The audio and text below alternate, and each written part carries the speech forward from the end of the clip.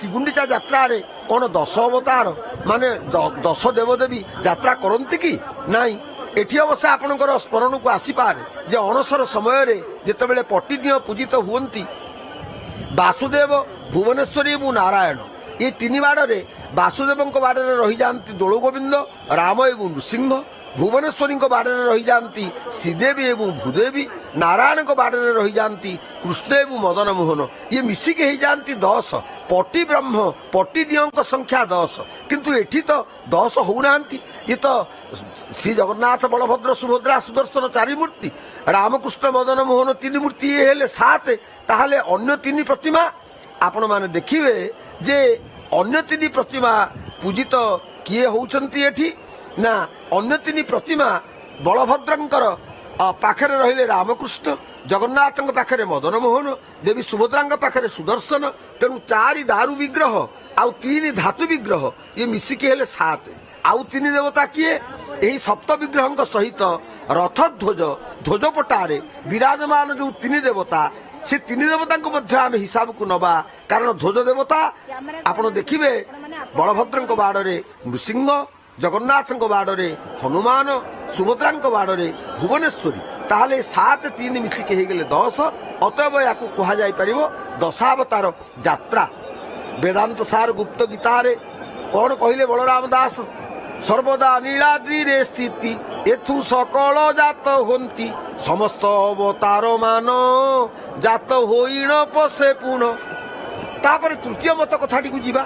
ତୃତୀୟ ମତଟି କ'ଣ ନା ସେ ମତଟି ହେଉଛି ଏଇଆ ଯେ କେହି କେହି ମତ ବ୍ୟକ୍ତ କରିଥାନ୍ତି ଯେ କୁସୁମ ଲାଗି ଯେତେବେଳେ ହୁଅନ୍ତି ଜଗନ୍ନାଥ ସ୍ୱାମୀ ତାଙ୍କର, ସେତେବେଳେ କ'ଣ ହୁଏ ନା ମୀନାବତାର।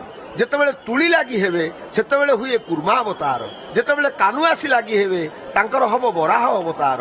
ଯେତେବେଳେ ସେନାପଟା ଲାଗି ହେବେ ତାଙ୍କର ହବ ନୃସିଂହ ଅବତାର। ଯେତେବେଳେ ରଥରେ ସେ ଆରୂଢ଼ ହେବେ ସେତେବେଳେ ସେ ହେଇଯିବେ ବାମନ। ବାହୁଟ ଲାଗି ବେଳେ ସେ ହେଇଯିବେ ରାମ। ଆଡ଼ପ ରାସରେ ସେ ହେଇଯିବେ କୃଷ୍ଣ। ଅନ୍ତର୍ବେଦୀ ମହୋତ୍ସବରେ ସେ ମଧ୍ୟ ହେଇଯିବେ ବୁଦ୍ଧ, ଅର୍ଥାତ୍ ଜ୍ଞାନ ସ୍ୱରୂପ। ତେଣୁ ଏଠି ଆପଣ ଦେଖିବେ ଯେ ଇଏ ଗୋଟେ ଦୃଷ୍ଟିରୁ ମଧ୍ୟ କୁହାଯାଉଛି ଇଏ ଦଶାବତାର ମୂର୍ତ୍ତି। ତେଣୁ ଯାତ୍ରା ହେଉଛି ଦଶାବତାର ଯାତ୍ରା, 10 ଅବତାର ଯାତ୍ରା। ଚତୁର୍ଥ ମତକୁ ଯିବା। ଚତୁର୍ଥ ମତଟି ହେଉଛି ଏଇଆ, ଗୋଟିଏ ଗୁରୁତ୍ୱପୂର୍ଣ୍ଣ ତତ୍ତ୍ୱର ଅବତାରଣା କଲେ ସ୍କନ୍ଦ ପୁରାଣ। ଏବଂ ସ୍କନ୍ଦ ପୁରାଣରେ ପୁରୁଷୋତ୍ତମ ମାହାତ୍ମ୍ୟ ଖଣ୍ଡରେ ଯେତେବେଳେ ନାରଦ ରାଜା ଇନ୍ଦ୍ରଦ୍ୟୁମ୍ନଙ୍କୁ କହିଛନ୍ତି ଏ କଥା ଯେ ଆସନಂ ଜଗତାଂ ଭୂପ ସ୍ୱୟଂ ଶ୍ୱାସନ ବିଗ୍ରହ ତଜ୍ଜାନେ ଜଗତାମନାଥ ସ୍ତତୋ ଜାନମ ନ ବିଦ୍ୟତେ। ଅର୍ଥାତ୍ ନିଖିଳ ଜଗତର ଆସନ ମାନେ ଆଧାର ହୋଇଥିବା ହେତୁ ସ୍ୱୟଂ ଶ୍ରୀ ଜଗନ୍ନାଥ ହିଁ ତାଙ୍କର ଯାନ ଅଟନ୍ତି। କାରଣ ତାଙ୍କଠାରୁ ଭିନ୍ନ ଅନ୍ୟ କିଛି ଆଧାର ରୂପ ଯାନ ନାହିଁ। ଅର୍ଥାତ୍ ରଥମାନେ ଗୋଟିଏ ଗୋଟିଏ ଯାନ ଅଟନ୍ତି। এই যে রথ মানে গোটিয়ে গোটিয়ে যান অটନ୍ତି, তাহলে সেমানଙ୍କର যান কিଏ না সেমানଙ୍କର যান হଉଛନ୍ତି স্বয়ং শ্রী জগন্নাথ। স্বয়ং শ্রী জগন্নাথ তাଙ୍କର যান ହୋଇଥିବାରୁ ନନ୍ଦିଘୋଷ, ତାଳଧ୍ୱଜ ଏବଂ ପଦ୍ମଧ୍ୱଜ ମଧ୍ୟ 3 ଆସନ ବିଗ୍ରହ ଅଟନ୍ତି। ମାନେ 3 ଆସନ ଦେବତା। এই 3 ରଥ ହଉଛନ୍ତି 3 ଆସନ ଦେବତା। ତେଣୁ 4 ଦାରୁ ବିଗ୍ରହ, 3 ଧାତୁ ବିଗ୍ରହ ଏବଂ 3 ରଥ ଇଏ ମିଶିକି ହେଇଗଲେ କେତେ ନା 10। ଅତଏବ ଏ ଦୃଷ୍ଟିରୁ ବିଚାର କଲେ ମଧ୍ୟ ଇଏ ମତ ପ୍ରମାଣିତ କରୁଛି ଯେ ଯାତ୍ରା କି ଯାତ୍ରା ନା ଏଇ ଯାତ୍ରାକୁ କୁହାଯାଇପାରିବ ଦଶାବତାର ଯାତ୍ରା। କିନ୍ତୁ ପଞ୍ଚମ ମତକୁ ମଧ୍ୟ ଯିବା, ଯାହା ହେଉଛି ପିଣ୍ଡ ବ୍ରହ୍ମାଣ୍ଡ ତତ୍ତ୍ୱର କଥା, ଶରୀର ତତ୍ତ୍ୱର କଥା। ଆମ ଶରୀରଟି କ'ଣ ନା ପରମାତ୍ମାଙ୍କର ଆସନ ବିଗ୍ରହ ଅଟେ। କର୍ମେନ୍ଦ୍ରିୟ ଏବଂ ଜ୍ଞାନେନ୍ଦ୍ରିୟ, ଏ କର୍ମେନ୍ଦ୍ରିୟ କେତେ ନା 5, ଜ୍ଞାନେନ୍ଦ୍ରିୟ କେତେ ନା 5।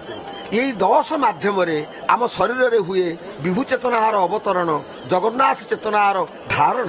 ଏହି ଚେତନାର କର୍ତ୍ତା ନିୟନ୍ତା କିଏ ନା ସ୍ୱୟଂ ପରମାତ୍ମା ପରମେଶ୍ୱର। ତାହେଲେ ରଥ ହେଉଛି ଆମର ଶରୀର, ରଥୀ ହେଉଛନ୍ତି ଆମର ଆତ୍ମା, ସାରଥୀ ହେଉଛି ଆମର ବୁଦ୍ଧି, ଅଶ୍ୱ ହେଉଛି ଇନ୍ଦ୍ରିୟ ଏବଂ ଲଗାମ ହେଉଛି ମନ। ତେଣୁ ଜୀବ ଇନ୍ଦ୍ରିୟମାନଙ୍କୁ ନିୟନ୍ତ୍ରିତ କରି ପରମାତ୍ମାଙ୍କ ନିକଟରେ ପହଞ୍ଚି ପାରିବ। ତତ୍ତ୍ୱତଃ ରଥଯାତ୍ରା ଏଇ ପାଞ୍ଚ କର୍ମେନ୍ଦ୍ରିୟ ଏବଂ ପାଞ୍ଚ ଜ୍ଞାନେନ୍ଦ୍ରିୟ ପାଞ୍ଚ ପାଞ୍ଚ ମିଶିଲେ 10 ଅତଏବ ତତ୍ତ୍ୱତଃ ଏହା ମଧ୍ୟ ହେଉଛି ଦଶାବତାର ଯାତ୍ରା ଆମ ସାଧନାର ଯାତ୍ରା ଆମ ସମସ୍ତଙ୍କର ଯାତ୍ରା ପରମାତ୍ମାଙ୍କ ନିକଟକୁ ପ୍ରତି ଜୀବାତ୍ମାର ଯାତ୍ରା।